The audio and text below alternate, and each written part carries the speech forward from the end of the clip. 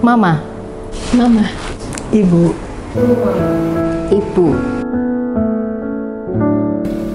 Mami saya itu wanita pekerja. Itu yang membuat kenapa saya merasa bahwa saya juga harus bekerja.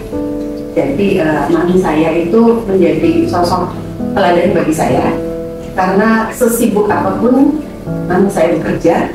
Karena lokasi kantornya itu kayak sini ke Mojokerto misalnya gitu. Jadi misalnya contoh, kami tinggal di Mojokerto, ibu saya harus bekerja di Surabaya. Dan setiap hari dia mondar-mandir.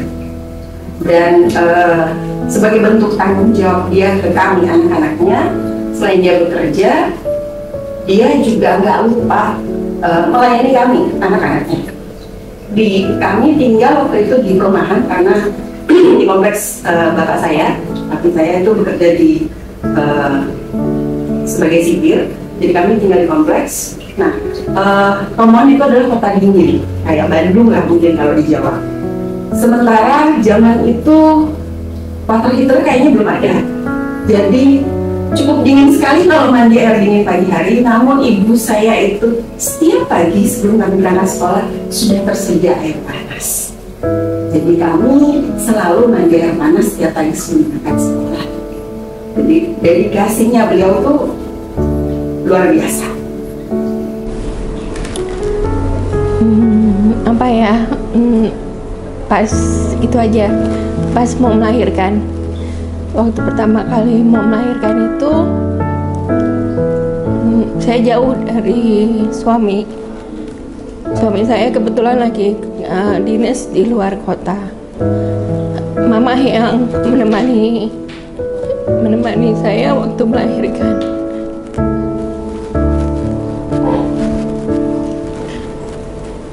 Beliau bilang sama saya, kamu yang sabar ya Wi, inilah rasanya kalau mau melahirkan, antara sakit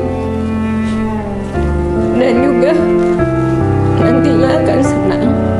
Jadi kamu istighfar aja, meskipun di satu ruangan yang sama di sebelah saya itu berteriak-teriak karena kesakitan, karena ya apalagi waktu itu saya pertama kali saya mau melahirkan, dan itu rasanya benar-benar yang menahan sakit sekali.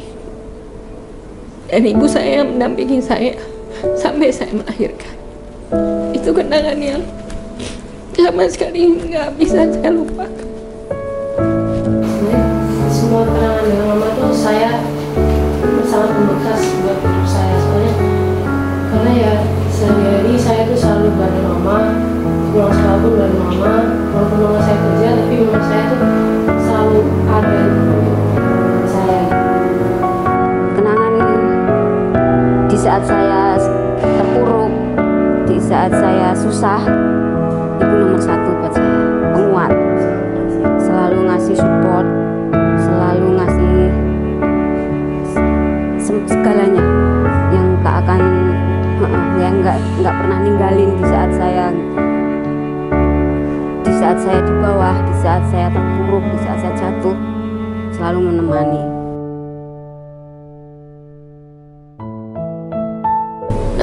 Cuman permintaan maaf ke mama karena pas terakhir saya nggak bisa mendampingi mama. Jadi pas mama meninggal, saya lagi kerja.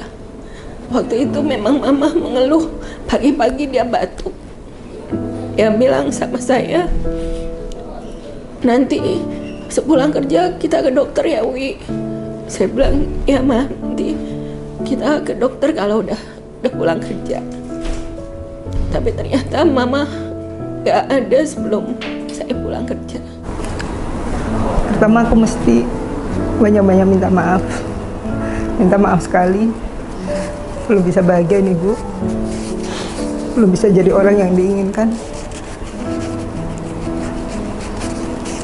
Kalaupun ada kesempatan, kalaupun bisa ketemu lagi, mungkin aku akan bersimpuh, cium kaki ibu, minta maaf. Pokoknya minta maaf aja. Amin. Ayo, Al-Fatihah.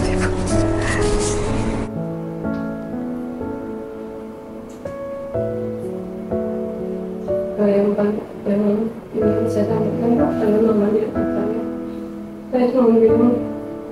Saya sepi di sini.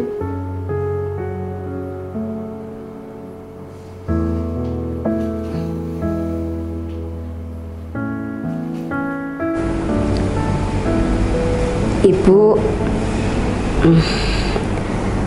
mungkin saat ini saya belum bisa membahagiakan orang tua, terutama ibu.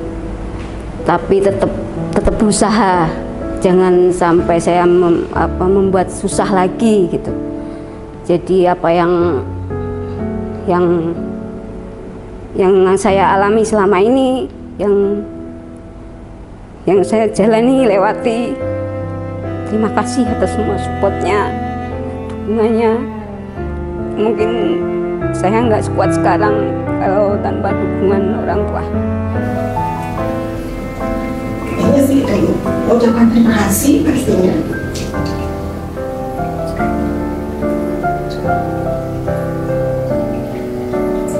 Dan minta maaf karena belum bisa menjadi anak yang berbakti bagi orang tua.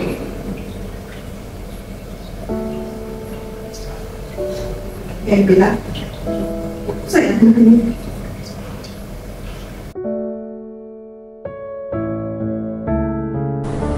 Kalau mau bercerita tentang diri pribadi saya, memang banyak.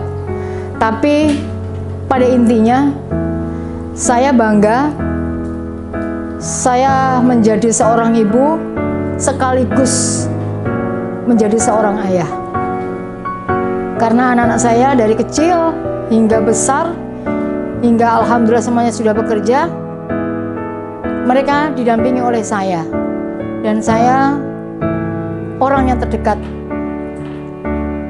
untuk anak-anak saya, ketiga anak-anak saya. Rasanya campur aduk antara kesel, ya seneng. Tapi banyak senangnya sih, apalagi punya 4 orang anak yang ya bermacam-macam tingkah polanya.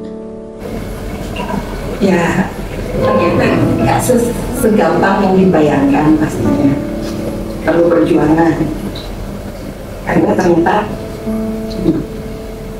jadi ibu, apalagi dengan kondisi kita yang bekerja, ya memang harus bijak menata waktu, menata hati, menata semuanya. Karena kadang suasana hati lagi nggak enak, tapi pulang ke rumah gimana caranya kita harus bisa meninggalkan semua itu untuk bisa tetap bercengkrama dan bisa tetap yang menjadi seorang ibu. Kalau di rumah udah bukan wanita yang bekerja, wanita karir lagi, udah yang pakai daster, yang siap melayani anak-anaknya, mau makan apa, atau sekedar ngobrol tadi di sekolah seperti apa.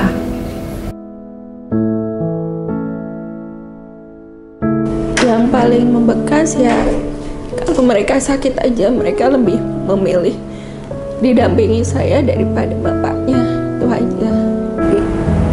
Sosok ayah yang nggak pernah didapat, jadi saya berjuang sendiri untuk anak.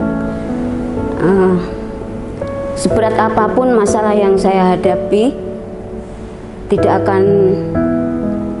akan menghalangi kasih ibu kepada anak itu. Sesibuk apapun saya, di saat anak butuh, saya berusaha untuk ada buat anak.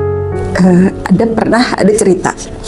Ini pengalaman saya pribadi, karena waktu itu kondisi suami saya bekerja di Semarang, saya bekerja di Jeffman Sorong waktu itu. Sementara waktu itu anak saya baru berumur 6 bulan dan saya harus kembali bekerja di Sorong. Sementara tempat atau lokasi saya bekerja itu di Bandara Jeffman itu hanya ada mantri, tidak ada dokter. Jadi kalau ada apa-apa harus nyebrang naik speedboat kurang lebih 45 menit untuk sampai ke Sorong daratan atau ke kotanya. Nah, akhirnya dengan keputusan yang sangat berat, kami harus menitipkan anak kami ini di orang tua kami di Manado sana. Jadi suami saya di Semarang, saya di Sorong, anak saya di Manado.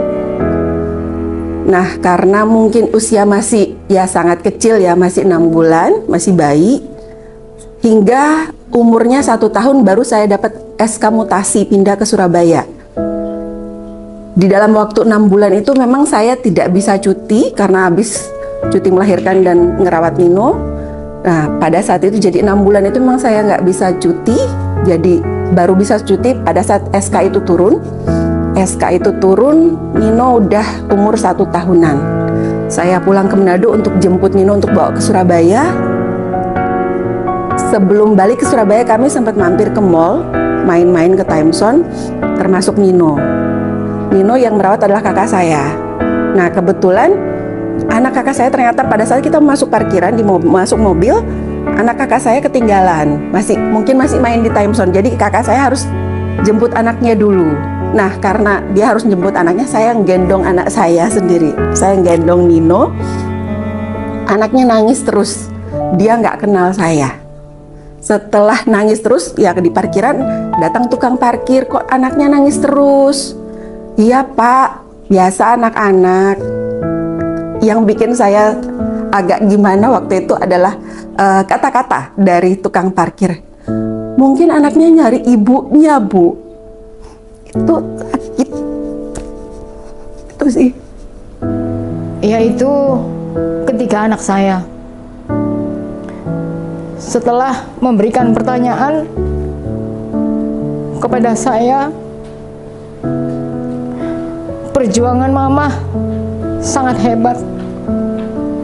Dari saya kecil hingga dewasa, saya dihidupi hanya dengan seorang mama sekaligus sebagai seorang papa. Walaupun di mata saya mama merasa berat menanggung kami bertiga, tapi tidak ada di sosok mama atau di mata mama yang terasa berat. Jadi saya ingin, terutama anak saya yang perempuan, saya ingin bisa menjadi sosok seperti mama. Kami bertiga hanya bisa mendoakan mudah-mudahan mama bisa selalu diberikan sehat, panjang umur, dan bisa mendampingi kami bertiga sampai kami punya anak dan cucu.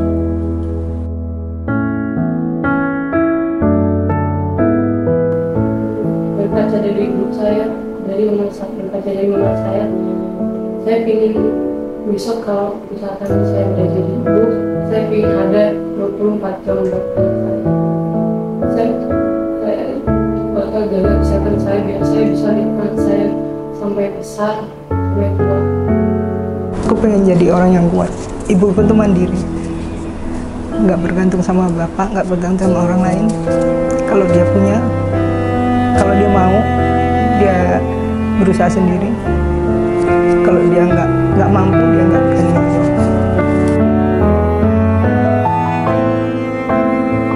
Ya, kalau untuk Mami, mohon maaf karena Mami sakit sekarang. Saya nggak bisa ada terus di sisi Mami. Saya cuma bisa telepon setiap hari. Nggak bisa nemenin Mami ngobrol lama-lama. Nggak bisa sering-sering pulang ke Manado untuk nemenin Mami. Karena emang kondisi Mami juga nggak bisa diajak ke Surabaya. Jadi saya mohon maaf. Semoga Mami sehat selalu. Bisa melihat anak-anaknya berhasil, cucu-cucunya juga berhasil.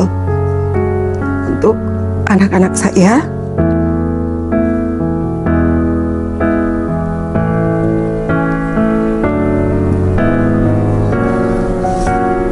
Mami minta maaf. Mami banyak yang melewatkan.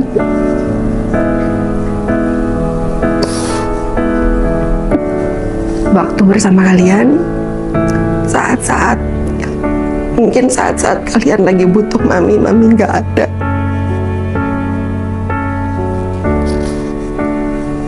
Mami bukan menjadi ibu yang baik buat kalian.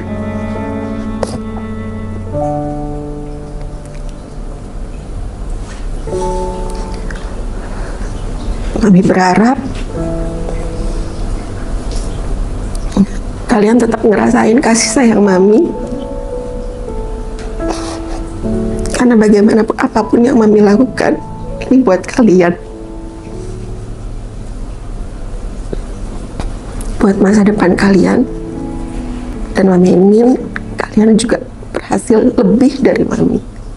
Ibu saya yang masih alhamdulillah masih diberikan sehat, panjang umur, dan kepada ketiga anak saya tidak akan banyak akan saya katakan. Saya hanya minta maaf, mungkin sampai detik ini saya belum bisa sepenuhnya bisa membahagiakan ketiga anak saya dan orang tua saya, dalam hal ini ibu saya. Mudah-mudahan dengan saya hingga saat ini masih diberikan sehat, diberikan panjang umur oleh Allah SWT. Mudah-mudahan niat baik saya bisa membahagiakan ketiga anak saya, ibu saya, dan hanya maut yang bisa memisahkan. Mau minta maaf. Maaf banget. Belum bisa jadi orang yang kayak ibu mau. Belum bisa bikin ibu bahagia. Belum bisa bikin ibu tersenyum. Yang bisa mungkin cuma mendoakan.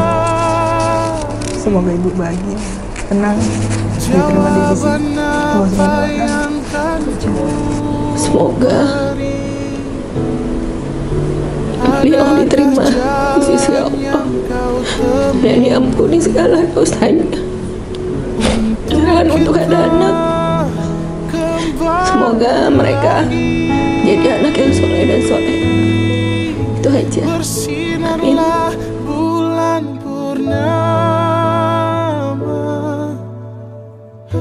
Seindah serta tulus cintanya, bersinarlah terus sampai nanti. Lagu ini ku akhiri.